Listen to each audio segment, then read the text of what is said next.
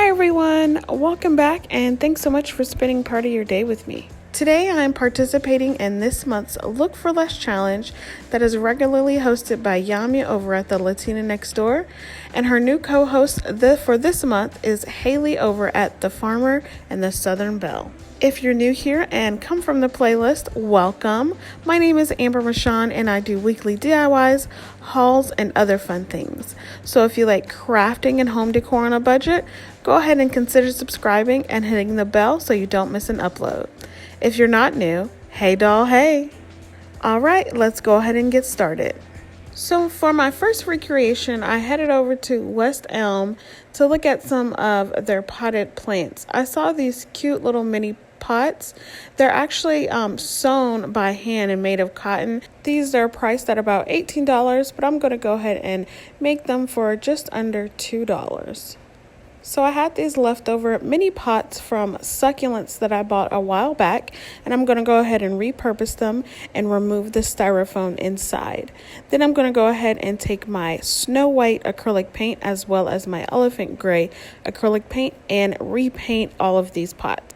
And then for my hearts, I am using my acrylic paint in black, acrylic paint in English Ivy Green, and then my chalk paint in Ballet Slipper. I did 2 coats of the base paint in Elephant Gray and Snow White, and this is what they look like after they were dry.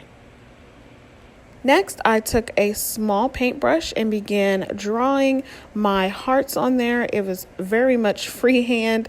I didn't make it a perfect outline because I knew that I would be able to go back and fix any mistakes or any flaws. I made some smaller heart outlines first, so they were a lot thinner, and then I went ahead and thickened them up when I could correct the mistakes that I made because it was freehand. But I really enjoyed doing this. It was very calming. I put on Netflix and just chilled out with my hearts. But this is what they look like once they are complete, and they are so adorable.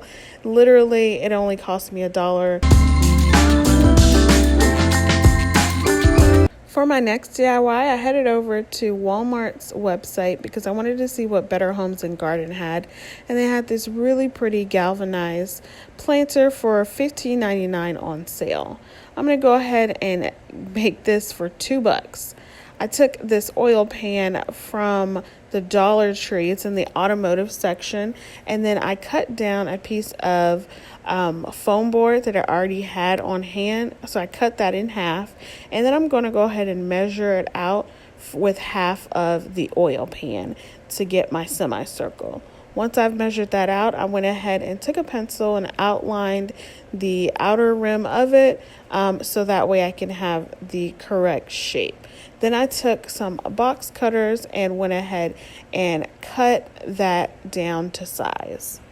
There's a small little hump in the front of this oil pan because it is an oil pan, so you pour out the oil, but we're going to handle that. We're just going to go ahead and cut that off. So there I have my little semicircle piece, and then I went ahead and cut off the little lip piece to this oil pan. And I just left it open. You can put in whatever you want, but really when I hang this, you cannot see the opening whatsoever. So choose what you'd like to do, but it doesn't really affect it much. Then I went ahead and took some white paint and used it as a base for this. So even though this oil paint is already black, I needed a base for this, and white is always a great base color to have when you're building out painting stuff. And this is what it looks like when I painted it all around. And then the colors that I'm going to use are all acrylic colors, all acrylic paint. I'm using black, Elephant Gray, and this color Pewter Gray, and it's more of like a lighter gray. So what I did is I took my stencil brush that I picked up from a Dollar Tree and just stenciled and blotted everything in. And I also mixed in white there to go on top, but most of the colors I'm using are my Elephant Gray and my black. to get that more galvanized look. And you're just doing that as much or as little as you're satisfied with.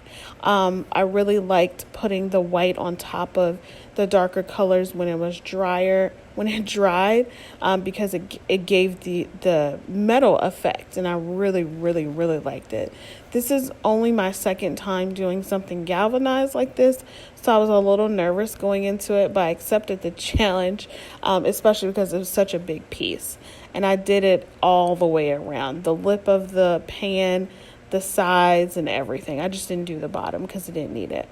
And then I took the styrofoam semicircle and did the exact same thing, but I didn't have to paint this white because it was already white, so that's one less step that you have to do when using white foam board.